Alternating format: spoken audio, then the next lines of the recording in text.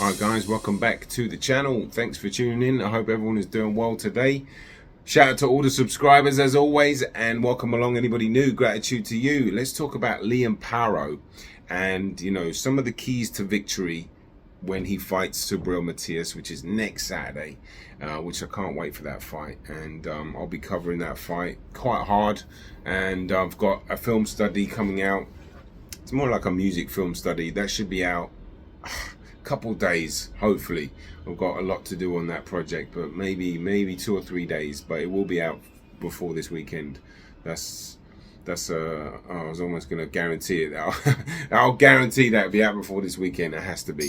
Anyway, but this video is about, there's a lot of stuff that I can't articulate in the film study as much. It's just, it would just taking too long, so I'm making videos like this. I'll probably do one for Matías as well. But with you know, Liam Paro, there's some, again, these are just my opinions, you know what I mean? You're welcome to your own. I'd love to hear from you if you have anything that differs, because I've definitely got some points of view in this video that might surprise some people and they might strongly disagree with, and I'll get to those in a minute. Because Liam Paro, for me, you know, like he's a tidy little boxer, right? He's well-rounded, well-versed, comes in great shape. I think his mentality and his attitude, and you know, he's got good skill set, but I think it's his mindset. Man, they realise real quick how strong I am in there, and they don't realise until I'm in there, and then they feel the power and the strength, and you're not going to faze me, you know what I mean? I've been through hell and back, and mentally, I mean, I've got the strongest mind in the world, and I can back that. And you know, his determination and his guts and his frame of mind, that his strong assets. You know, yeah, he can box too. He can punch a little bit as well, and you know, he's well schooled. You know, and he's willing to take on all comers, as you see that. And this is why massive respect to him for taking on, you know, an absolute animal.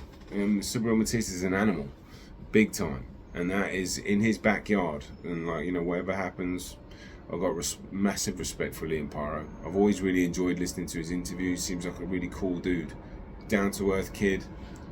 But he also, he's very strong mentally, and that's going to serve him really well. But I think in terms of the actual fight, look, he's going to have to box. Like, you cannot, and look, you're not going to be able to box forever. Matías doesn't allow you just to box. Oh my god, the screen's a bit. There we go. Yeah, Matías, he makes you fight, but you know, there's a few things you can do to keep him at bay a little bit. To kind of, he's going to have to fight a perfect fight, right? But one of them is he has to stick to his boxing.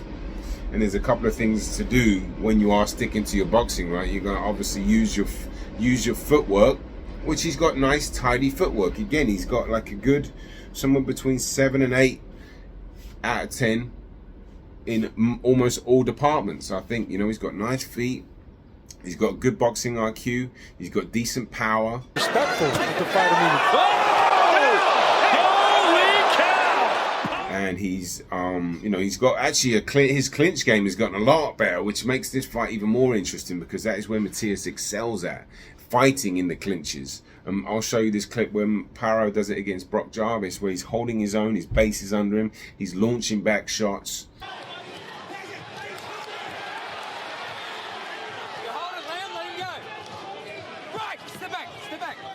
And you know, he looks like he's come a long way, because there was a fight, I forget the guy's name. He fought this South Korean guy, and it was a tough fight for him, and you could see at the end of it, it was quite an ordeal. I'll show a picture right now where he's leant over and he's really just exhausted, because that guy was a tough, strong, powerful man putting it on him, and Paro had to work, and he got the win, but it wasn't easy. That was probably his toughest fight, at least from what I could see. You know, there's that Alamar fight, I think his name is, Latino fighter.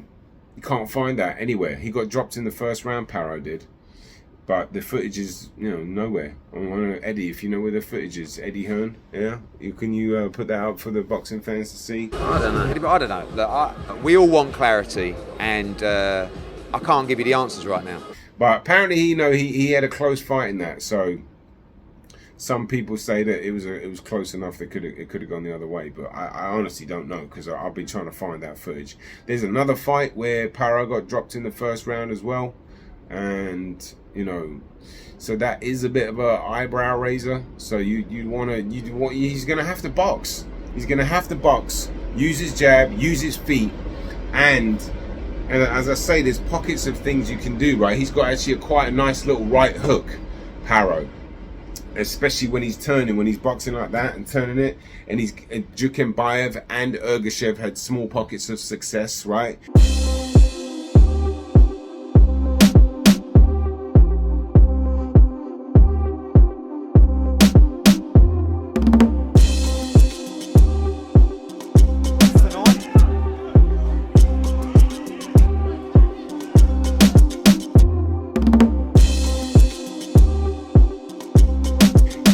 Shoot a right hook to Matías, turn him, and then there's a straight left, which Matías is definitely,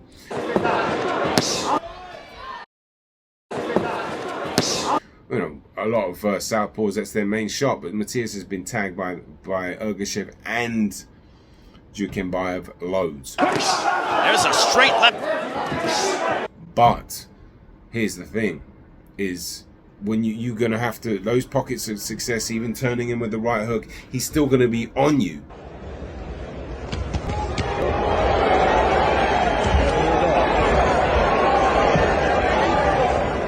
Seconds after. So maintaining that pace is going to be brutal for Paro. He's going to be absolutely brutal. Now, is Paro going to be able to hurt Matías? I would say it's likely he could hurt him, right? Because Matías has been hurt.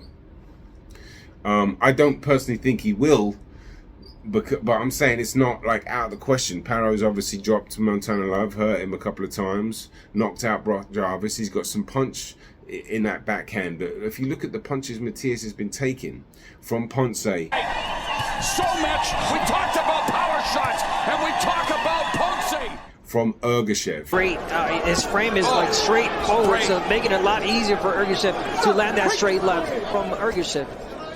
You know, and against Jukembayev, he just fought so recklessly, but he's just been getting stronger and more of a beast since. He's got one of the better chins in the game, even given the fact he got hurt a couple of times. And Nanyan had him quite badly hurt, I thought. But look, Paro at some point is going to have to make him respect him, so he's going to have to, at some point, try to hurt him. Here's where the controversy lies, where I was talking about earlier, where I actually don't think Paro should go for the knockout. Sounds crazy, I know, but hear me out. Because, like, one, I honestly don't think, I think there's a few fighters that I just don't think you can knock them out. And I think Matías is one of them, you know. I could be wrong, but I just think it's like the amount of energy and effort that it would require for you to actually do that. I just think you're better off just boxing and let the fight come. And if you can hurt him in certain spots, fine. But if you're going out there guns blazing to try to knock him out, you're going to get knocked out. That's just what I think.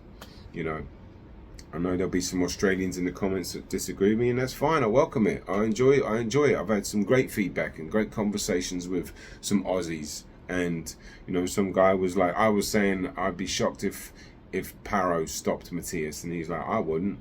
You know, and he started talking about the Australian boxers. And I know about them, bro. I've been covering them. They are animals. They're tough men. I said I don't know what they're feeding them down there, but I've backed Aussies big time because of their mentality. And I'll back anybody from anywhere because of their mentality. You know, I wish more British fighters had that these days, to be honest with you. Lee Wood is very up there with that, you know, very tough guy. George Groves was, you know, Carl Froch, obviously. Tyson Fury, really, he's a tough man. But, you know, the new, I'm not saying there aren't any, there definitely are, but not to this level, not to the Opatai, Tim Tszyu. I wouldn't put Paro in that bracket just yet, to be honest with you. I think he's there, but not quite there. That's just my personal opinion, but I don't think you should try key to victory. Another key to victory: don't try and knock him out. I remember John Duddy, right? I used to have the luxury of training with him at Gleason's gym. He used to be a big fighter in New York, and he had a massive Irish following, right? He's from Northern Ireland, but he would bring the crowd. And I remember, I don't know if I saw him on an interview or he actually told me in person, because I chatted with him quite a lot. And he said to me, or he said it somewhere, he probably said it somewhere, because, you know, he spoke to me loads of times about different stuff, but my memory's so bad. He said when he fought Julio Cesar Chavez Jr., right? Freddie Roach was in the corner for Chavez Jr. They said, Freddie Roach said to Chavez Jr., stop trying to knock him out, because you can't knock this guy out. John Duddy had probably one of the best chins in boxing that no one really talks about. Like he was taking shots bang on the chin and just blinking, and he went up I think he moved up. I think that fight was at 154. Chavez was a massive 154, as we all know. He used to go up and put 20 pounds on overnight. He was cracking John Duddy bang on the chin, and at some point you're going to exert more energy when you try to take somebody out, right? I just think it's worth just stick to your boxing, get the rounds, and you can sneak these rounds. You've got to walk a perfect tightrope. I know people will say, well, he's never going to get the points win in Puerto Rico. Maybe not, but look, the fans also, we know, we see fights. We can look at it objectively, most of us. Well, I say most, a lot. You know, good boxing fans will be like, that was, you know, and it's on TV, you know. I just think if you're going to go out there, I don't think he's got the power to knock Matías out. I think he's got the power to hurt him, don't get me wrong. But talking about knocking him out, man, no way. I can't see that. So I would just say don't try to. And if you think there's something comes up and you hurt him and there's an opportunity, yeah, of course. I'm not saying don't ever go for it. I'm just saying don't have that as your game plan. Because at the moment, if you look at Ergashev, came out guns blazing, tried to knock him out, backfired quickly. Jukembayev tried to tough man him a little bit, backfired. Ponce, backfired. All these guys are coming in there trying to knock him out and they're getting knocked out. Paro's a better boxer than these. Well, Jukembayev is a good boxer, but Paro's got a more shifty style. He can absolutely outbox him for a little bit, but when the fight gets close and Matías starts to take your punches and not respect you and feed off of that energy, you know, if he's not getting too frustrated, Matías is just going to walk him down and grapple him and beat him up, basically. But, you know, I think Paro could cause some issues with his boxing if he keeps the discipline with it. Use his jab, backhand, mix his shots up. I know he likes to chop that left hand. This one kill Kim. He is all action. Straighten it out. Right hooks, turn him, jab. It's so demanding. The fight Paro has to fight is so demanding. He can have little bits of success, but he's got to keep that up. And what happens when the clinches happen? What happens when he gets tired? This is the thing. Matías feeds off of that. Anyway, bit of a ramble. There's not really like points 1, 2, 3, 4. But I guess the keys to victory are stick to your boxing. All right. Be disciplined with that. Be calm with it. But get that right hook going on the outside. Put your foot on the weak side, right? Step over, right hook. You'll see where I'll show you a clip now where Jukembayev steps around. That's the weak side, right? Matías' weak side. So when you step around there as a southpaw, you kind of don't have that much going on as if you're Matías, right? You've got to realign your feet, but then while you're doing that, you can get clipped with the left hand. Got to keep doing that. Turn him. And if the fight gets close, hold him. Don't try to fight too much. Turn him. Back on your jab. Back step back, evade the defense. Turn him. Smother him. Turn him. Jab. Right. It's an exhausting fight. And I take my hat off to Paro for taking it. And I wish him well. He's a good guy. Do you know what I mean?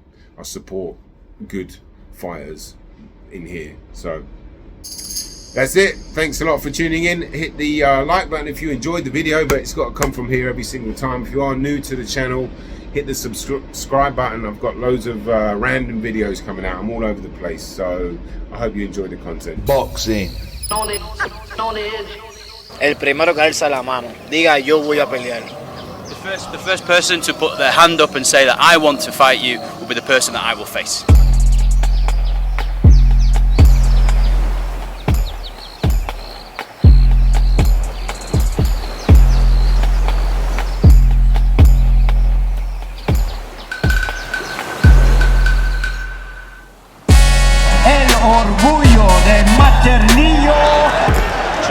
There's a left hook, and down goes Ugembayev!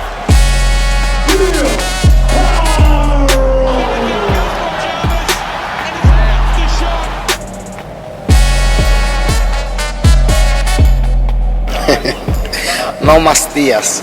No más días se va a quitar. ¿Sabe? Lo van a quitar. See, he knows that we'll get him out of there. He'll be out there. I'm not scared of no man, you know, breathes the same air, bleeds the same blood. You know, he's human, so